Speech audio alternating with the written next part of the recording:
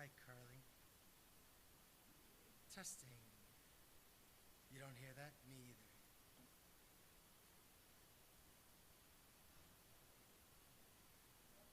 Testing, testing. I don't hear this one. I'm on wireless 3.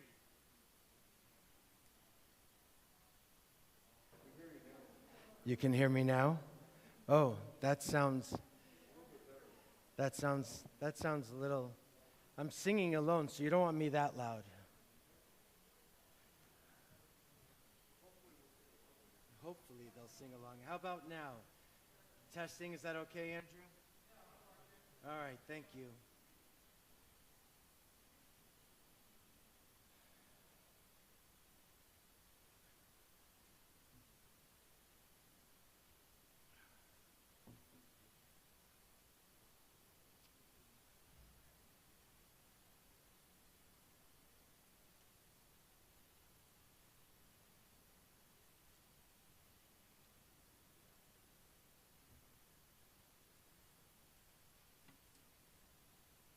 Oy.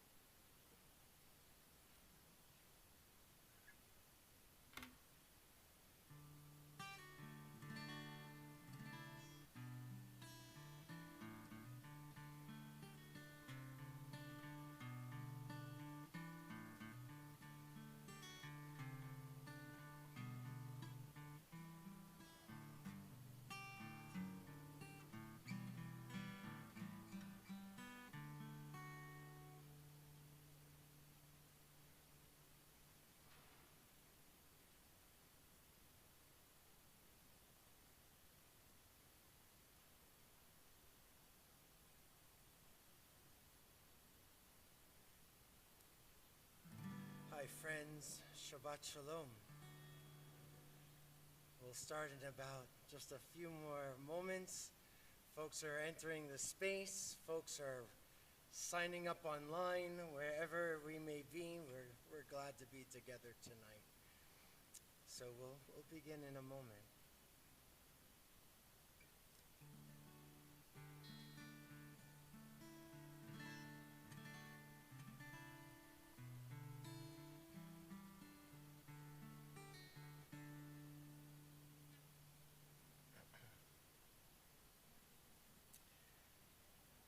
Wonderful.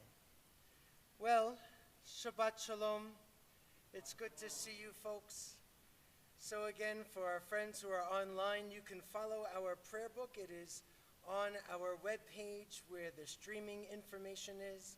For our folks here, hopefully you received one of our prayer books as you walked in. Now we have two kinds of prayer books, just so that you know. They're all our prayer books, and it's exactly the same book, but some of the thinner ones that are a little bit lighter, if it's a large print prayer book, you will see that it says Shabbat on the spine. And if you have one of those, you will see 2 page numbers. You will be following the page number in blue brackets. If you have a nice, thick, heavy book, and there's only 1 page number, it makes your life much easier. So you can just follow along. But if you have one that with 2 page numbers, you'll be following in the blue brackets. That's how we follow along. Let's start. Page 129. Page 129 at the very top of the page. Holly, our cantorial soloist, is visiting her family, so you're stuck with me.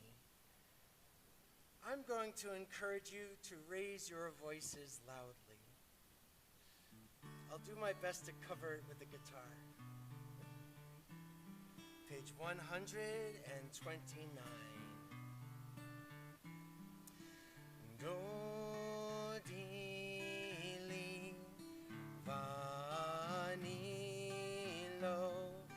haroer vashon Dodili. Let's try that again. Dodili. Dodili. Vanilo. Haroe. Vashoshanim.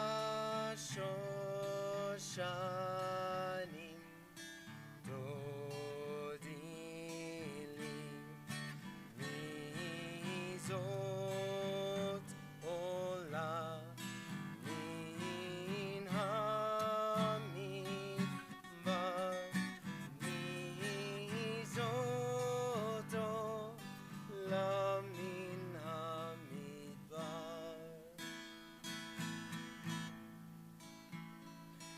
Dodili vanilo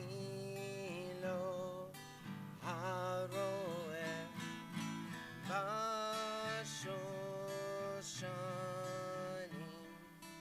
dodili vashoshanim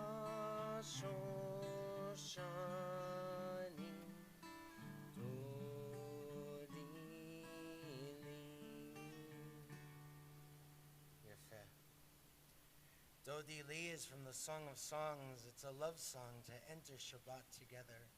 Let's first, before we light our candles, I'm going to ask you to turn to a neighbor, someone you don't know. Don't have to shake hands. If you do so, it's ask permission, but introduce yourselves. Know who you're sitting in front of or behind of. We encourage you to meet somebody new.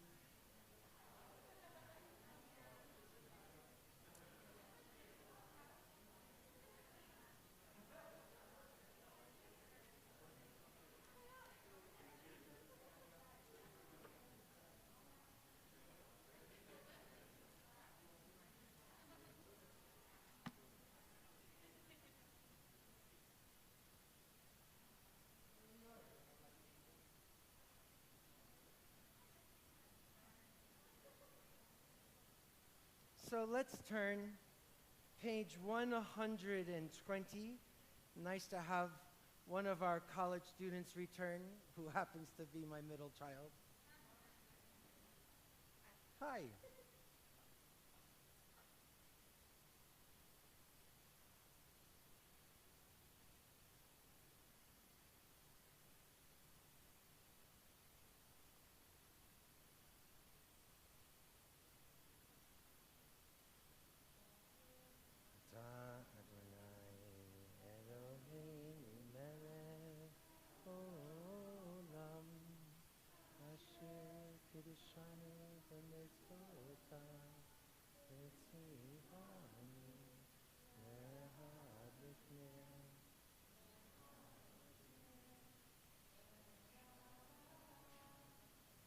Amen. Can I kiss you on your mask? Let's turn the page, everyone. We'll invite you to rise. If you are able, we continue with our Kiddush, page 123. Baruch atah Adonai Eloheinu melech haolam, borei peri hagafen. Baruch atah Adonai Eloheinu melech haolam, asher kiddushanu b'mitzvotav v'ratzavanu, v'shabbat kodshu b'ahava uvratzon inchilanu, zikaron lema'aseh Bereshit, ki hu yom techila lemikrai kodesh, zecher letziat mitzrayim, ki vanu v'achata v'yotanu kindashta mikol hamim, v'shabbat kodshecha Yava uvratzon inchaltanu, Baruch atah Adonai mekadesh Hashabbat. L'chaim. be seated. Let's turn again, page 138 and 139. Lecha Dodi, the prayer of our mystics of Tzfat, preparing to welcome the Sabbath bride into our midst. We are going to continue with the first 5 stanzas, and after the 5th one, we jump to the very last one. And when we reach the 9th one, the very last one, there's a custom of rising and turning to the back door and welcoming the Sabbath bride into our midst. So let's start again on 138.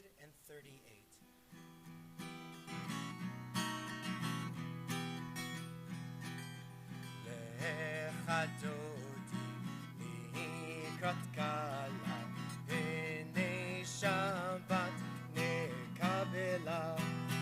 Lecha Dodi likrat kala b'nei Shabbat nekabela.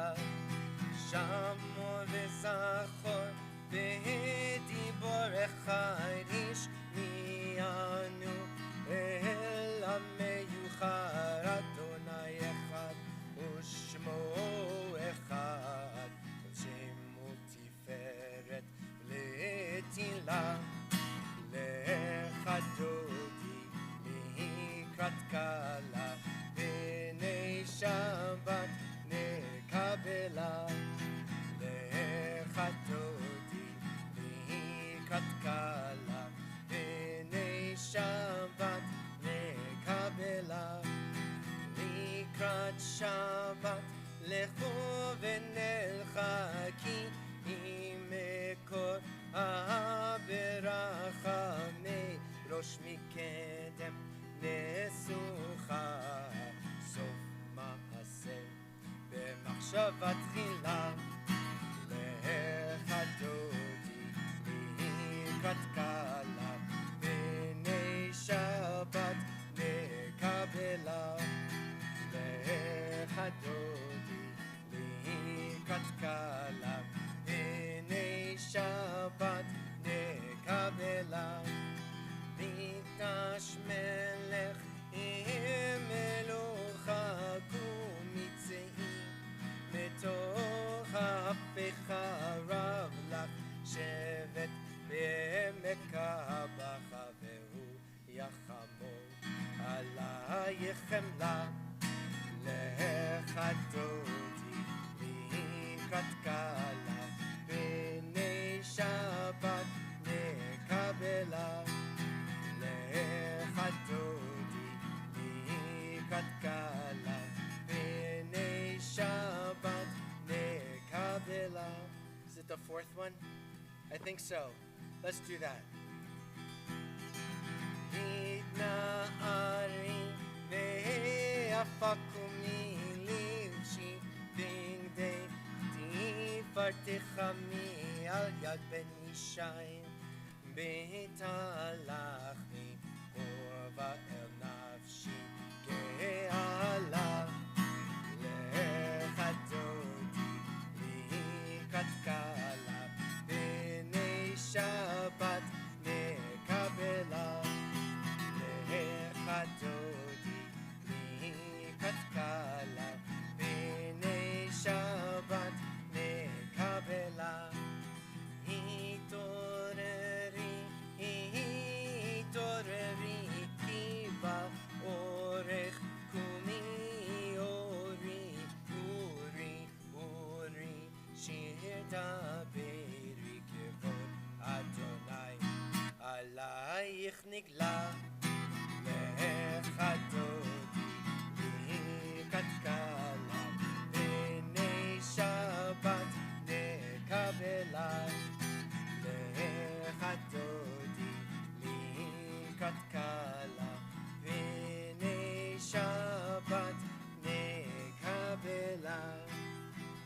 Boi v'shalom aderet ba'ala gam v'simcha u'v'tzola toch emunei am segula. Boi chala chalav lechadodi likat kala b'nei Shabbat nekabelav lechadodi likat kala b'nei Shabbat nekabela. You may be seated. Let's turn forward. Page 142. Shalom Aleichem, Malachei Asharet. Malachim, these Malachei Asharet, they're angels. There are angels in Jewish tradition. They're not necessarily the folks in Christian art with wings or halos, but they are people or others or some other kind of presence that can guide us if we're open to it, that can lead us, that can help strengthen us. 142, ministering angels of service, which for me is really just talking about you. Shalom Aleichem, Malachei Hasharet, Malachei Elyon, Melech Malachei Hamlachim, Akadosh Baruch Hu. Boachem l'shalom, Malachei Hashalom, Malachei Elyon.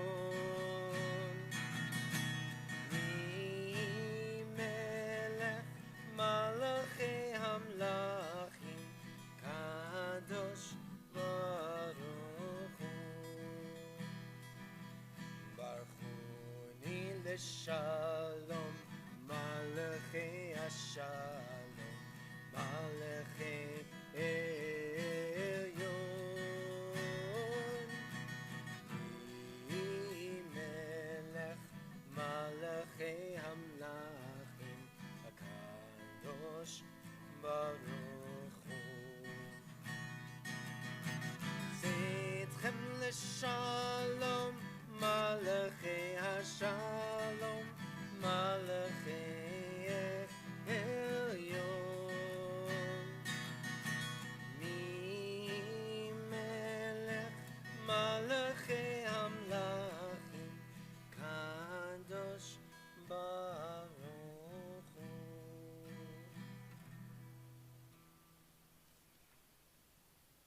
$144. Yitkadash Shemei Rabbah, V'yalmad Yivrach Chirutei V'yamlich Malchutei, V'chayeichon U'v'yomeichon U'v'chayei Dechol Beit Yisrael, Bagala Bagala U'v'zman Kariv V'yimeru Amen. Yehi Shmei Rabbah Mivarach Le'alam U'lalmei Amaya Yitbarach Yitbarach V'yishtabach V'yitpa'ar V'yitromam V'yitnaseh V'yithadar V'yit'aleh V'yithalal Shemei D'Kudesha Barechu Le'ela Min Kol Birchata V'shirata Tushbechata V'nechemata Da'amiran Bi'alma V'yimeru Amen. 146.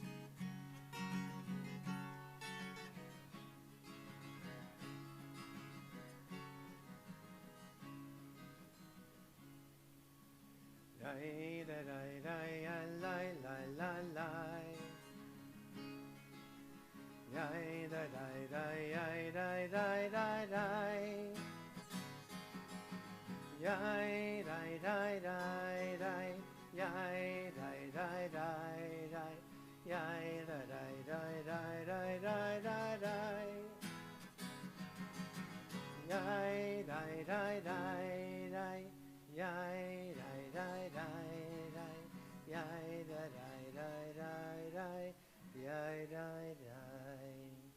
Baruch Hu et Adonai Amivorach.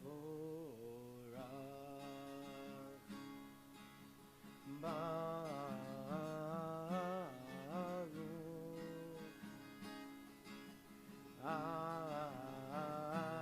Adonai Hamivorach, Hamivorach Leolam Vaed. Hamivorach, Hamivorach Leolam Vaed. 151. Wisdom and wonder, passion and instruction, story and symbol, all these things your Torah gives to us. And the more we devote ourselves to it, the more it grows and gives. What could be a truer token of your abiding love than this holiest of your works, and the living language that gives it form? Baruch atah Adonai, Ohev Amo Yisrael.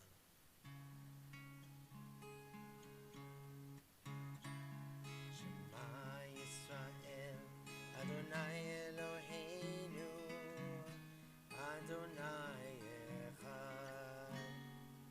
Shema Yisrael, Adonai Eloheinu, Adonai Echad. Shema Yisrael, Adonai Eloheinu, Adonai Echad. Shema Yisrael, Adonai Eloheinu, Adonai Echad. Baruch Shem Kivod Malchuto, Leolam Vaed. Baruch Shem Kivod Malchuto, Leolam Shema Yisrael, Adonai Eloheinu, Adonai Echad. Shema Yisrael, Adonai Eloheinu, Adonai Echad. May be seated. 154. ואהבת את אדוני אלוהיך בכל לבבך ובכל נפשך ובכל מאודיך, והיו הדברים האלה אשר אנוכי מצווך היום על לבביך, ושיננתם לבניך וניברת בם, בשבתך בביתך ובלכתך בדרך ובשוכבך ובקומך, וקשרתם לאות על ידיך, והיו לטוטפות בין עיניך, וכתבתם על מזוזות ביתך ובשעריך, למען תזכרו ועשיתם את כל מצוותי, והייתם קדושים לאלוהיכם. אני אדוני אלוהיכם, אשר הוצאתי אתכם מארץ מצרים, להיות לכם לאלוהים. אני אדוני אלוהיכם, אדוני אלוהיכם. Amen. Let's join together in 157. Standing on the parted shores of history, we still believe what we were taught before ever we stood at Sinai's foot, that wherever we go, it's eternally Egypt, and that there's a better place, a promised land, that the winding way to that promise passes through the wilderness, that there is no way to get from here to there except by joining hands and marching together. Let's turn the page.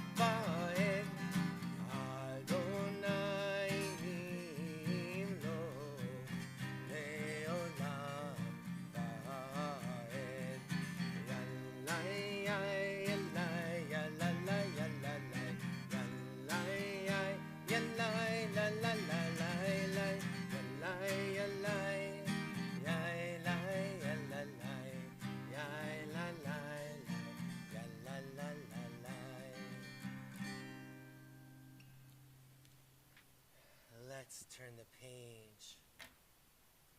The very, very, very, very bottom. We are on page 160.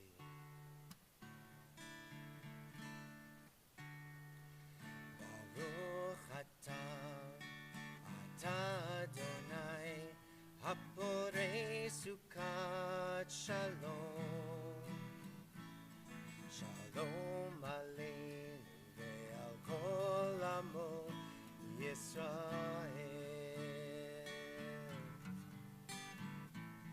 Baruch atah Adonai haporei sukat shalom. Shalom aleinu ve'al kol amo Yisrael. Ve'al Yerushalayim ve'al kol amo. Ve'al Yerushalayim shalom.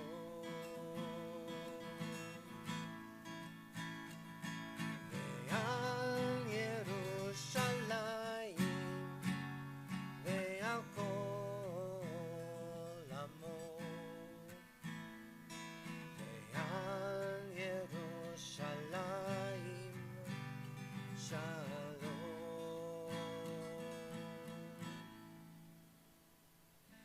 Baruch atah Adonai haporei sukat shalom. Shalom aleinu ve'al kol amo Yisrael. Shalom aleinu ve'al kol amo Yisrael. Shalom aleinu ve'al kol amo Yisrael.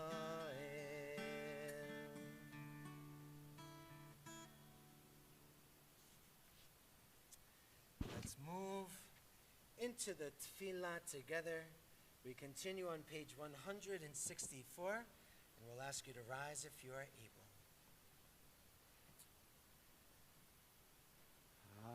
Adonai sifatai tiftach ufi Nagi Tehilatecha.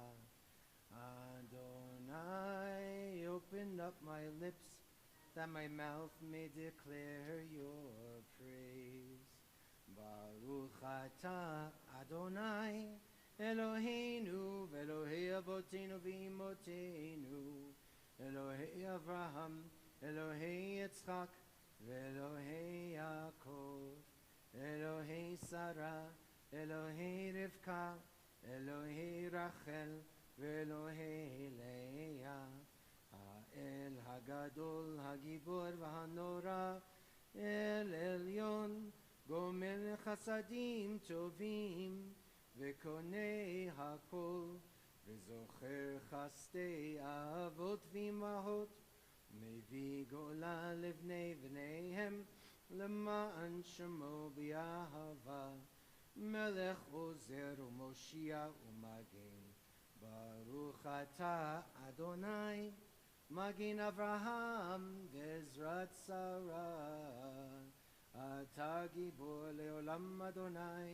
Mechaye Hakol Atah Rav Lehoshia, Mashif HaRuach Umorid HaGashem, Mechakel Chaim Bechesed, Mechaye Hakol Berachamim Rabim, Somech Noflim Verofe Cholim, Umatir Asurim, Umekayem Emunato, Lishenei Afar, Micha Mocha Baal Gevurot, Umido Melach, Melech Memit, Umechaye, Umatzmiach Yeshua, V'ne'eman atah lachayot hakol, Baruch atah Adonai, Mechaye hakol.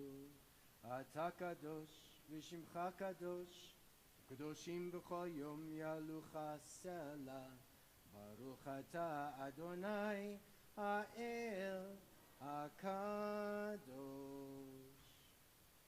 You may be seated. Can we read together on 173? May these hours of rest and renewal open our hearts to joy and our minds to truth.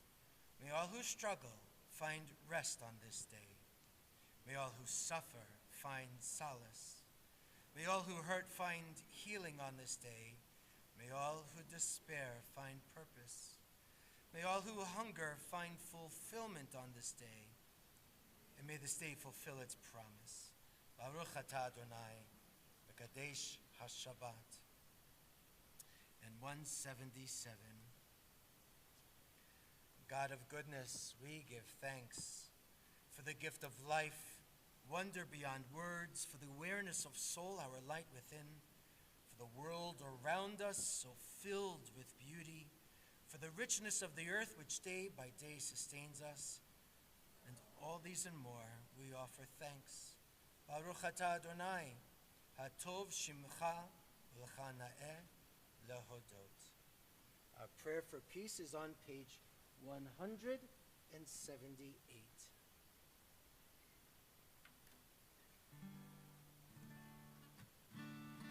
Shalom Rav al Yisrael Amcha Tasim Leolam. Shalom Rav al Yisrael Amcha Tasim Leolam.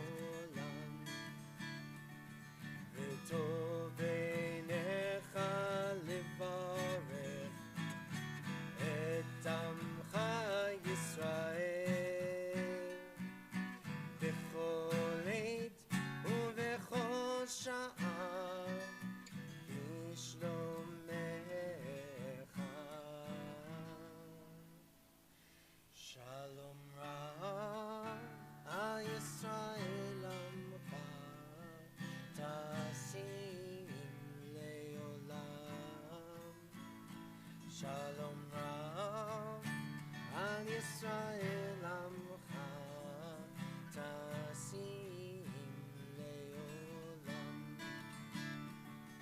Tasim Leolam Tasim Leolam.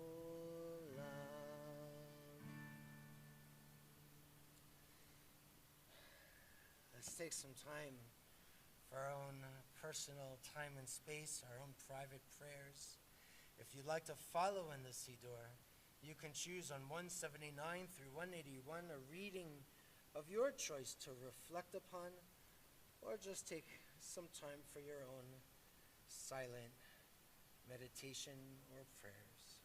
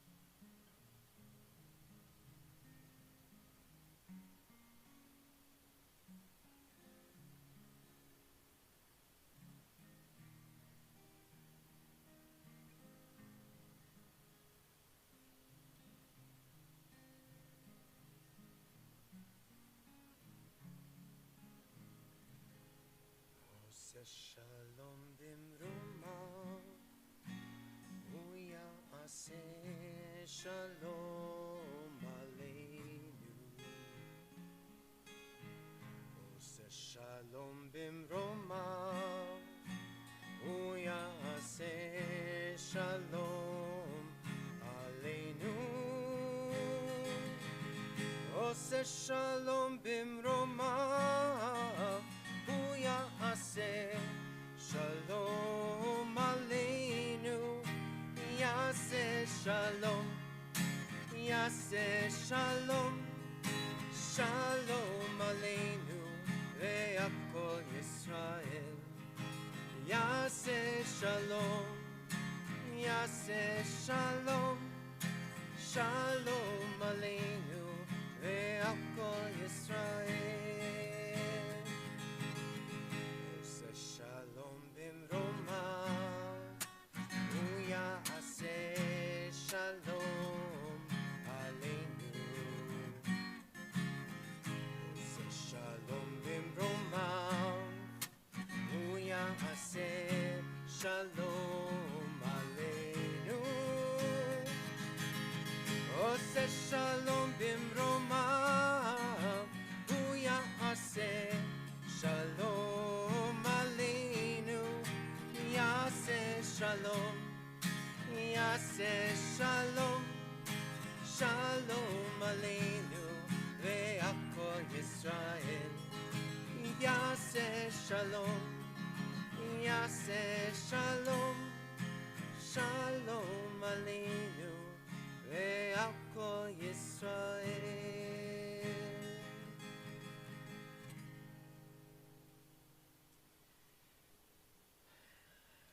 Let's turn again. Page 371 in the middle of the page, after our prayer for peace. And remember, shalom in Hebrew isn't like peace in English. It's not about not fighting. It's not about no wars. It's about wholeness. It's about wholeness.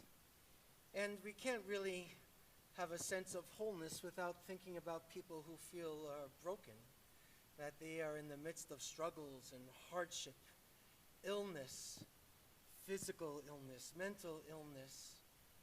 addiction, challenge, whatever it might be, we have friends and family that are in the midst of struggles, and perhaps our own selves. And we are living in a state, in a country, in a world where there are just so many people who are sick with COVID. And we are here with doors open and air purifiers and masks and such, trying to do our best.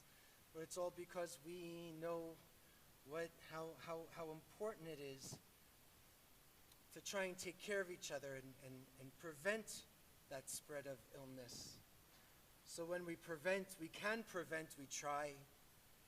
And when folks are struggling, we lift up some prayer and love and hope toward them. So if you'd like to share the name of someone that you're thinking of, that you'd like to pray for, that someone's in your hearts, you can share those names out loud. We'll kind of pass through in one direction to the next. When my eyes meet yours, you can just call out those names. If you feel like you just want to hang on to them and keep them in your heart, that's fine. And then we'll pray our Misha Berach. We'll share our prayer for healing. So for folks, if you'd like to share a name out loud, you can do so.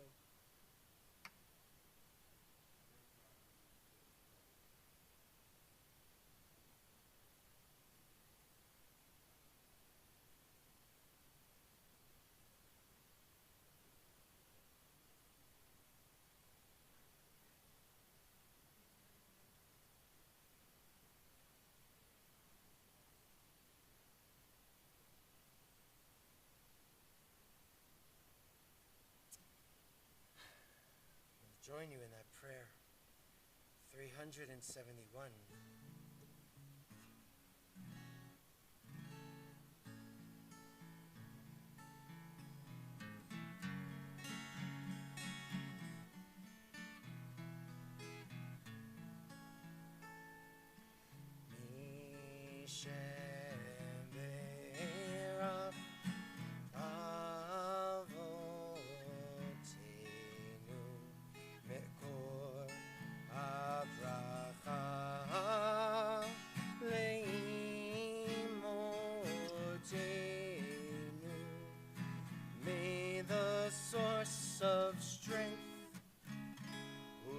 Bless the ones before us.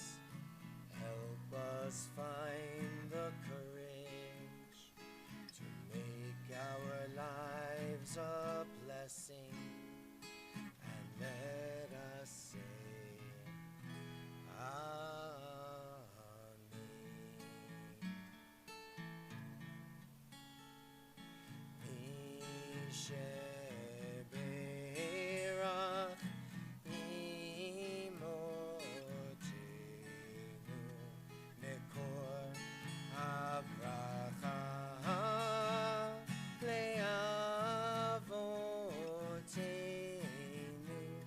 Bless those in need of healing with refuah shalema, the renewal of body, the renewal of spirit, and let us say, Amen.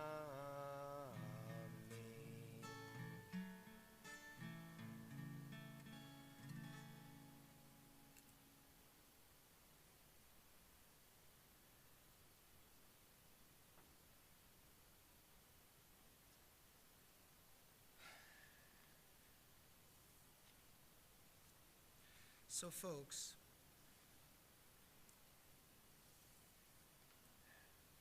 we wanted to do something special tonight, and we shared it out with the congregation. And in recent years, we've been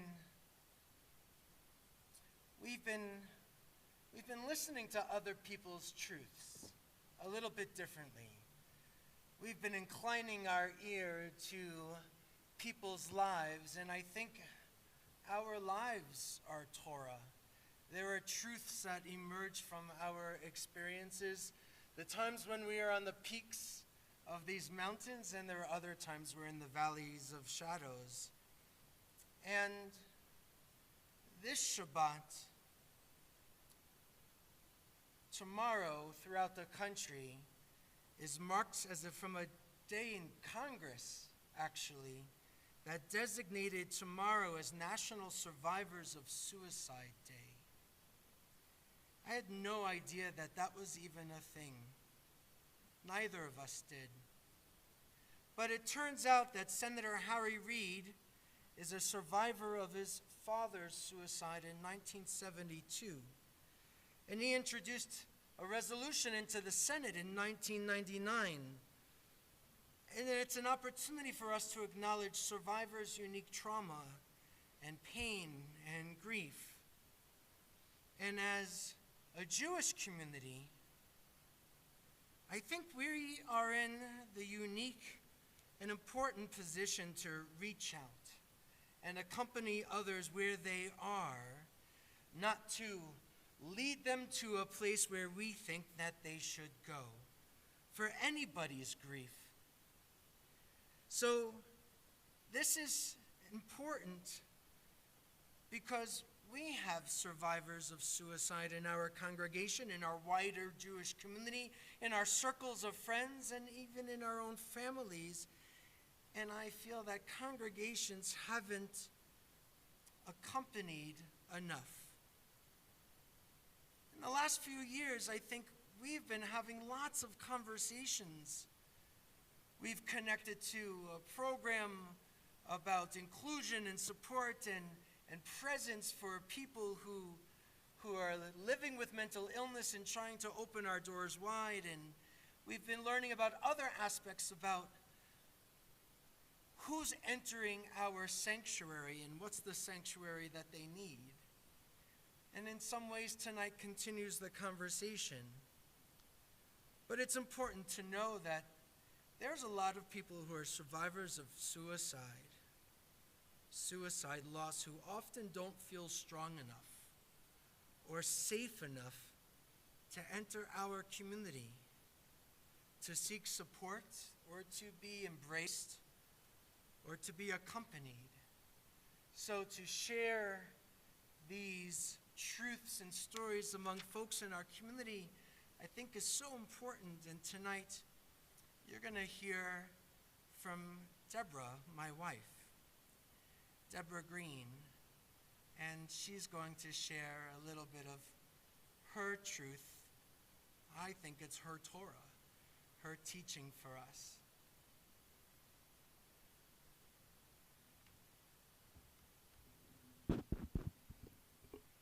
You can hear this, right? This is on? Yeah. I can leave you water right there. You take off your mask. Okay? Okay. I'm going to sit behind you. Shabbat Shalom.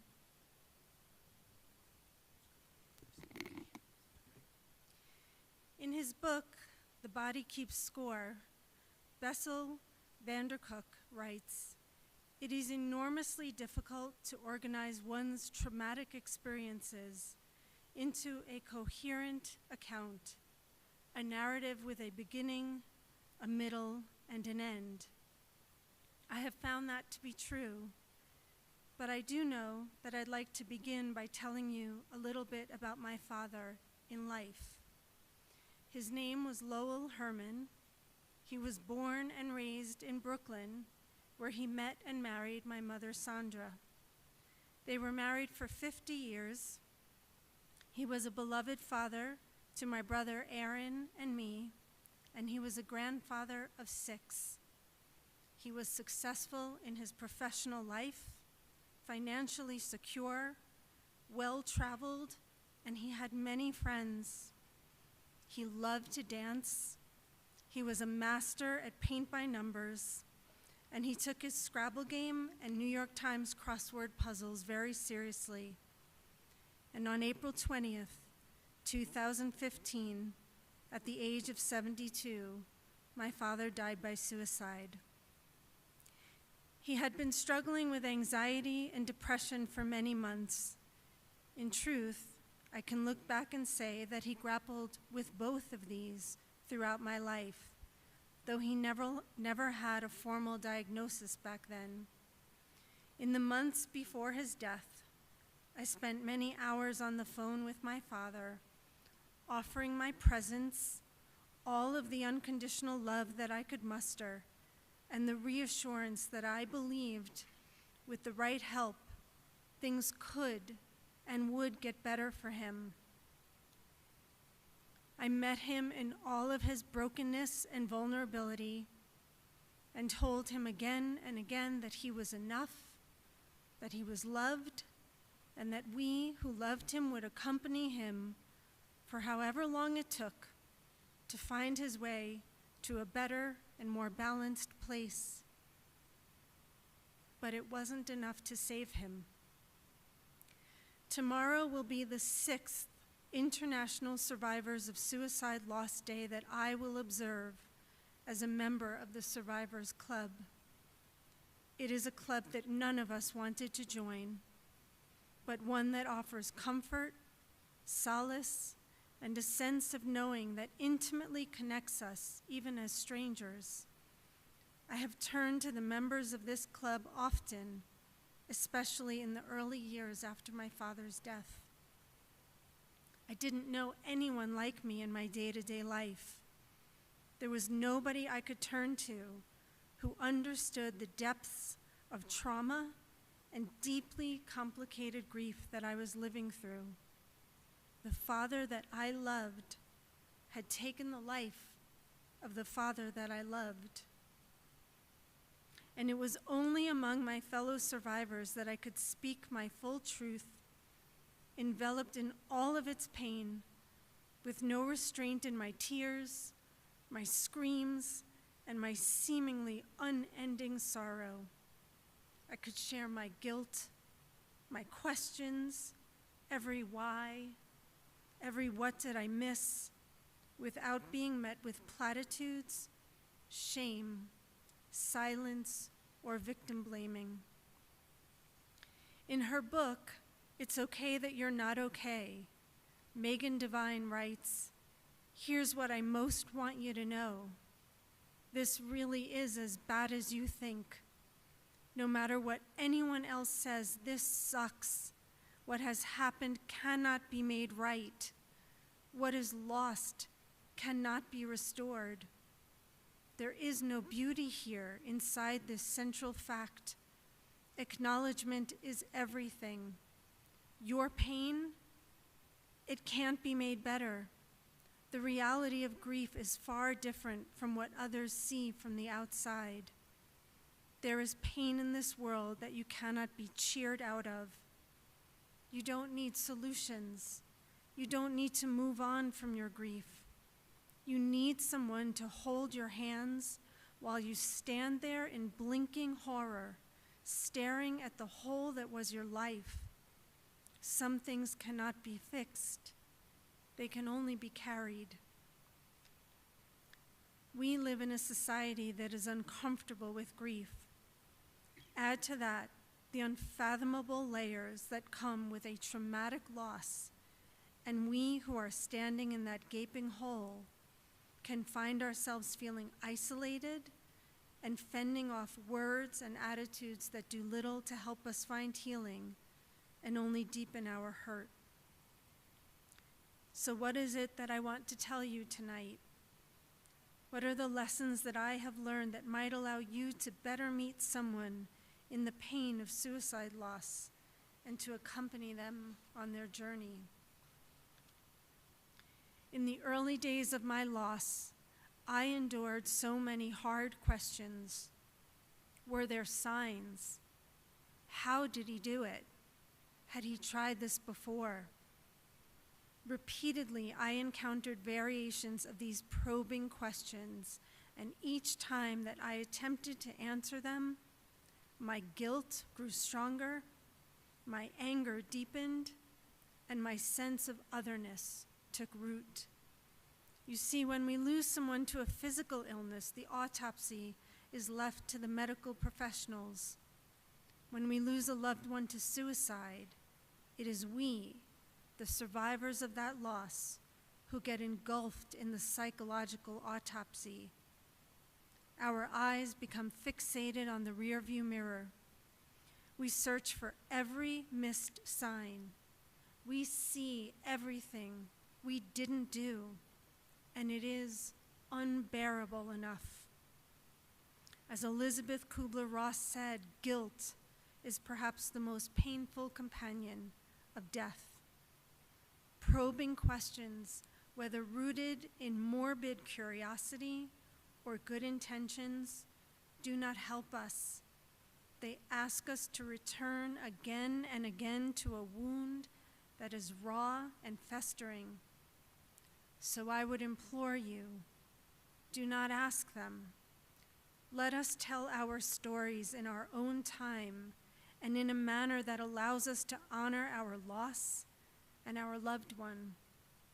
The details of their final moments are no less sacred, even if they might be fraught with violence, darkness, and despair.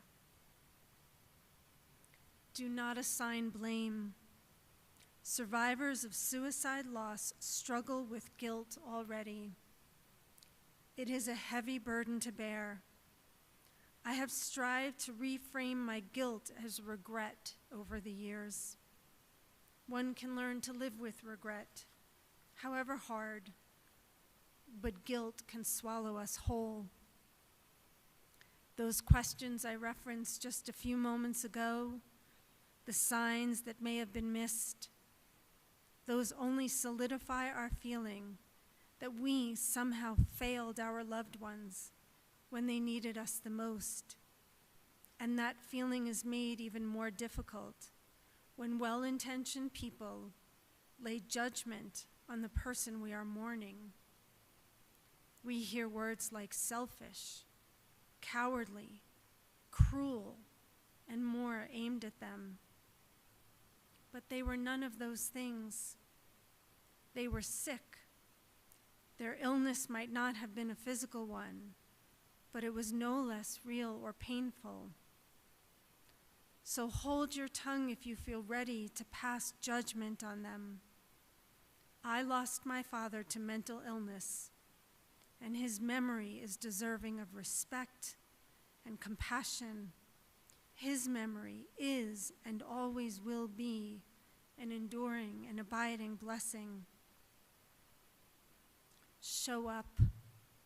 In his book, Living a Life That Matters, Rabbi Harold Kushner wrote, "At some of the darkest moments of my life, some people I thought of as friends deserted me, some because they cared about me and it hurt them to see me in pain, others because I reminded them of their own vulnerability, and that was more than they could handle. But real friends overcame their discomfort, and in the case of suicide, I would add, overcame their fear, and came to sit with me. If they had not words to make me feel better, they sat in silence, so much better than saying, 'You'll get over it,' or 'It's not so bad,' or 'Others have it worse,' or 'I know just how you feel.' And I loved them for it. There is something about suicide loss that keeps people away. It has the power to stop a conversation in its tracks, and it makes people deeply uncomfortable. Perhaps it goes back to the adage, 'There but for the grace of God go I.' After all, if it could happen to my family, then it could happen in anyone's family. I cannot speak to the reasons people stay away, nor do I want to. What I can say is that I noticed. I noticed who came to sit with me in my pain and who did not, who was made incredibly uncomfortable by my trauma and my grief and the way that my father died. And I remember those who never gave me a hint of that feeling. I remember those who told me they did not know what to say or do, so they saw giving me space as some kind of noble deed. Show up and keep showing up. And when you show up, know that we, the survivors of suicide loss, would rather have you sit in loving silence with us and acknowledge that you don't know what to say, that there is nothing to say. We would rather you own that than to have platitudes imparted to us that cannot possibly speak to the enormity of our trauma and our grief. I recall the friends who came over and simply ensured that I ate something, or who offered to stay with me while I tried to get some sleep. And when I moved to Boulder, feeling so messy and broken only 2 months after my father's death, I recall with such gratitude the new friends who allowed me to share my grief and my trauma with them, and who gave me space to simply be in it. They did not ask me to contain it, to clean it up, or to make it more palatable. As Megan Devine writes, the more we are allowed to open up to our pain, the more we can just be with it, the more we can give ourselves the tenderness and care we need to simply survive this. There isn't anything we need to do with our pain. There is nothing we need to do about our pain. It simply is. So accompany us as we give it our attention and care, as we find ways to let it stretch out and exist. Sit with us. As we tend to ourselves from the inside of it, be with us. That is so different from trying to get us out of it. Ask us about our loved ones in life. The thing about suicide loss is that so much of who they were to us becomes encapsulated in the ending of their story. It is as if every chapter that existed prior to that dark day just stopped mattering. It took me years to be able to touch upon memories of my father in life without the trauma of his death engulfing those tender moments. But when someone would ask me about who he was to me, or asked that I share a memory of him that made me smile, for a moment, however brief, I was reminded that even if they were buried beneath layers of traumatic grief, those memories and the joyful, warm feelings they evoked remained alive and accessible somewhere inside of me. And that fueled my hope that in time, they would become more attainable.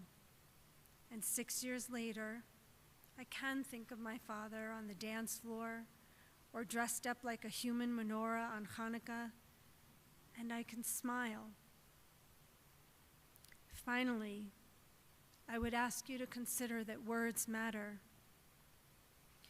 I have spent the last 6 years dodging so many triggers, plot lines in television shows, movies, or books. Posts about celebrity suicides can still catch me off guard and return me to a deeply vulnerable state. But the most frequent and difficult trigger remains the language that trivializes suicide loss. I am certain that I was guilty of this before losing my father. In moments of frustration, I can say without a doubt that I said things like, "I'd kill myself if," or "that makes me want to put a hole in my head." I won't go on here, as I'm sure you get the idea, and it is difficult for me to even reference these phrases, but they are hurtful, and I can assure you that in a time when we are growing ever more aware of inclusive language, phrases like these and worse get tossed around regularly. From our television screens to movie scripts and in the conversations that surround us, suicide loss survivors hear these phrases with stunning frequency. And most of the time, we can hear little else of what follows. We all know that there is no truth in that old rhyme that sticks and stones may break our bones, but words will never hurt us. Words or gestures that make light of suicide and self-injurious behavior do hurt. We can never know who within earshot has been touched by suicide loss unless they choose to divulge that to us. So guard the words that come out in moments of frustration. Do not share jokes or punchlines that trivialize the very real pain we, the survivors of suicide loss, must carry. And please, when the cause of death is suicide, make the effort to use trauma-informed language. To say that my father committed suicide is to reinforce the notion that his death was a criminal or sinful act. Using neutral language like died by suicide helps to chip away at the shame and blame that surrounds the death of our loved ones. It is a small change that can have a big impact. Remember that our language reflects our attitudes, and it can influence the attitudes of others. The conversation around suicide loss has a long way to go, but we can be a part of changing that dialogue. Friends, there is so much more that I could share. Bessel van der Kolk says it takes enormous trust and courage to allow yourself to remember.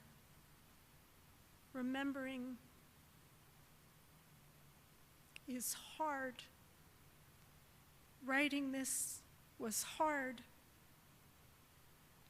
And speaking tonight in front of all of you, some of whom I know and others that I do not, required a great deal of courage.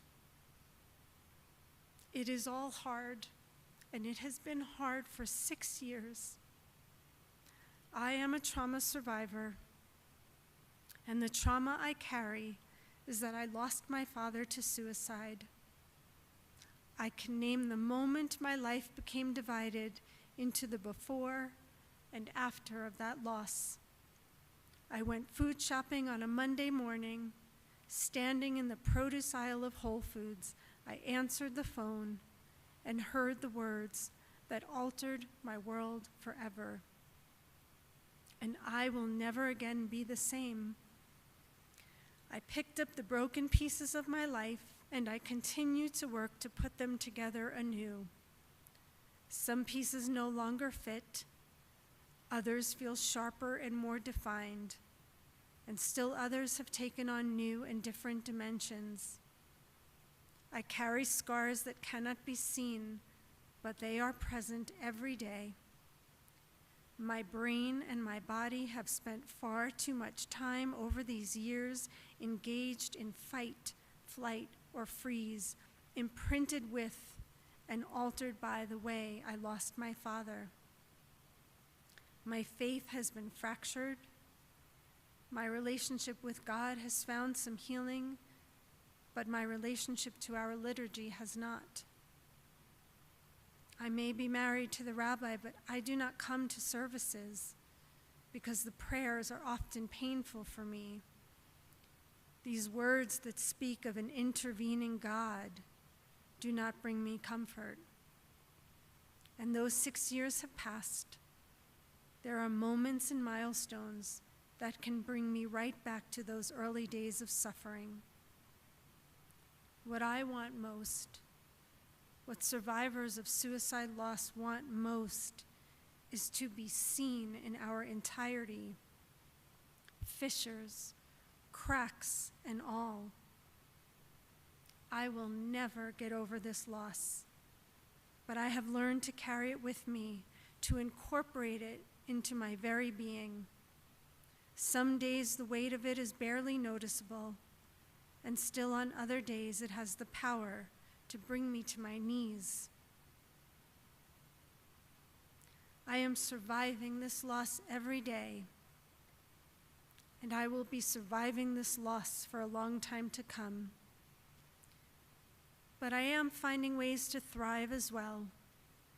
The pain ebbs and flows, as does my progress through the valley of the shadows. Grief is not linear, and the traumatic grief of suicide loss is made even harder to navigate, stacked with stigma, guilt, isolation, the unbearable and unanswerable question of why, anger at our loved ones, anger at ourselves, and the shame of a nation that remains uncomfortable dealing openly and honestly with issues of mental illness. That is my truth, and it feels so vulnerable to share it with you tonight. But I hope that in doing so, I have imbued my journey and yours with some meaning, so that we may walk it together with a greater sense of knowing and understanding. I'd like to close with an excerpt of a prayer that I wrote and shared on my own blog, Reflecting Out Loud.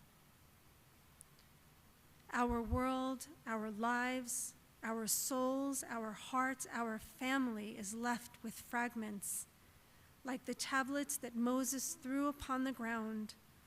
The broken pieces are now a part of us. The aftermath of a suicide we must carry within us, and we will never again be the people we were before. Help us to honor the fragments, holding them in the tabernacle of our hearts, just as the Hebrew people carried the shattered tablets with them on their journey toward the promised land. They are a part of our story now, a sacred and sad reminder of what was and what will never be again. Adonai, our God, like a mosaic comprised of broken glass, help us to rebuild ourselves, our souls, bit by bit, shard by shard, broken piece by broken piece. Be with us, accompany and carry us through the valley of grief. Stay with us. Help us to find a new wholeness. Help us to find peace. Help us to tell our story, because it is in the telling that we honor their life, their loss, and all that they were to us.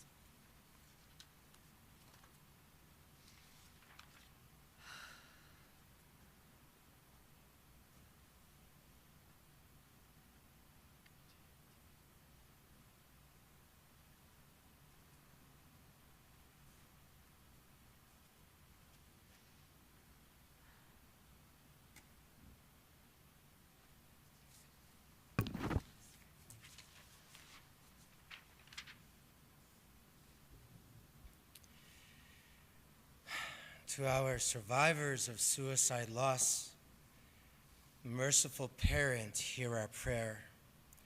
Open our hearts to those who have experienced traumatic grief in their lives. Let them know that they are not alone, especially when it feels that way. Help them to lift and let go of guilt and shame.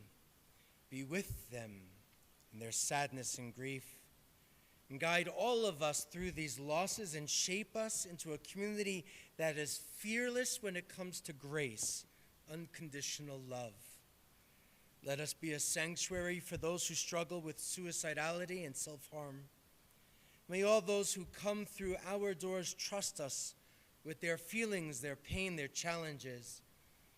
Teach us how to be a community of love and of hope. Break the remaining silences so none have to suffer alone. Stigma has no place in this house. Let's learn about presence, radical empathy, chesed, kindness.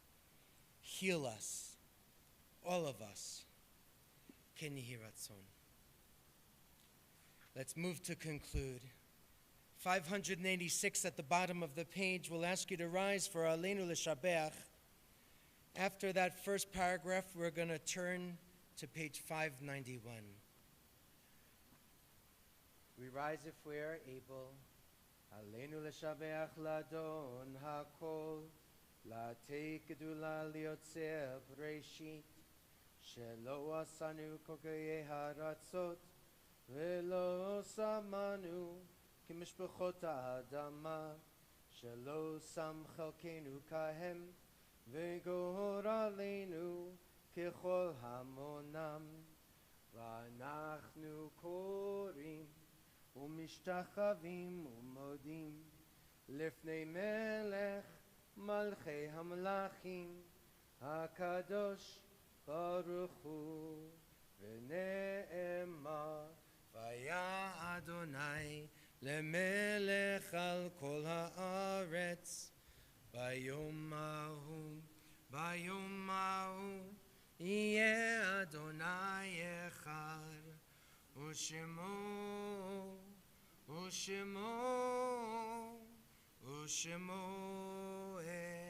אחד. You may be seated. Page 598. Zichronam levracha, may their memories be for a blessing.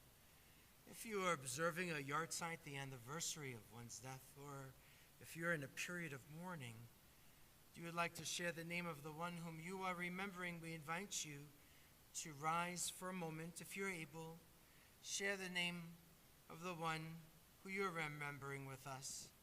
Then we'll continue with additional names from our community. Yeah, Gary and Don.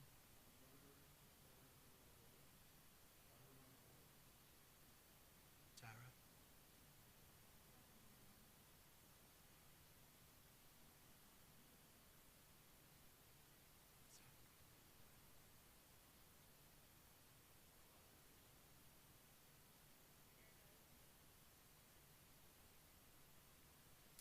To those names, we also share the following.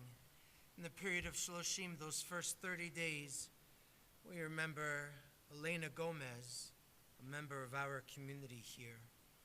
Carlos Pestana Pereira, the father of Beatrice Pestana Osuna, as well as Beatrice's mother, Rosario Osuna. We remember Jonathan Crass, the brother of Stephanie Bryan, Joseph Cohen, the uncle of Carol Forbes, Horace Schwartz, stepfather of Aaron Miller, and Ari Weinberger, the brother of Dana Weinberger. Those yard sites that we recall: Lloyd Hurst, Edna Schwartz, Rachel Hassan Al-Hadef, Ruth Lurie, Sidney Richard Buckman, Isidore Lipton, Charles Henderson, Beth Sonneborn, Walt Glenn, Barbara Tobor Margolis, Lottie Timor, Joyce Welton, Ruth Rudolph, Jack Garfinkel, Jerry Bentley, William Young, Rochelle Reese, Jack Butt, Sidney Dubin, Rabbi Barry Tabashnikoff, LaDonna King, Gail Baer, Morris Bronstein, Herbert Goldsmith, Annie Andrews Goldberg, Helen Sanders, Howard Cantor, Wander Terwillinger, Bill Perlman, Esther Marks, Joel Eisenberg, Jacob Korn. Again, Kaddish is on 598. Our custom is to stand for these words. We invite you to do so if you're able, if it is your custom. And we say, Yitgadal v'yitkadash shemei Rabbah, v'yalma divrach chirutei v'yamlich malchutei, v'chayachon v'yamechon, v'chayei dechol beit Yisrael, v'agala v'zman kari v'meru amen. Yehei shmei Rabbah mivarach leolam u'mei maya, yitbarach v'yishtabach v'yitpa'ar, v'yitromam v'yitnaseh, v'yitadar v'yitaleh v'yitalal, shemei d'kudusha barechu, le'elam min kol b'derchata v'shirata, tushbechata v'nechemata da'amiran be'alma, v'meru amen. Yehi shlama Rabbah min shemaya, v'chaim aleinu ve'al kol Yisrael, v'meru amen. Oseh shalom b'mromav, hu ya'aseh shalom, aleinu ve'al kol Yisrael, ve'al kol yoshvei tevel, v'meru amen. May the source of peace and peace to all who mourn, comfort to the bereaved here and everywhere. Let's say amen. You can be seated. We'll conclude with a prayer. We are glad everybody's here. If there's some who have questions, Gary, who is among our board members, is here tonight. We'll be glad to chat and support. And of course, we're sending strength to you and to your dad and your Kaddish this Shabbat. So friends, this next melody we've been singing often, but it's not in our prayer books. Olam Chesed Yibaneh is the Hebrew words. Olam Chesed Yibaneh. And then the English, I will build this world from love. You must build this world from love. And if we build this world from love, then God will build this world from love.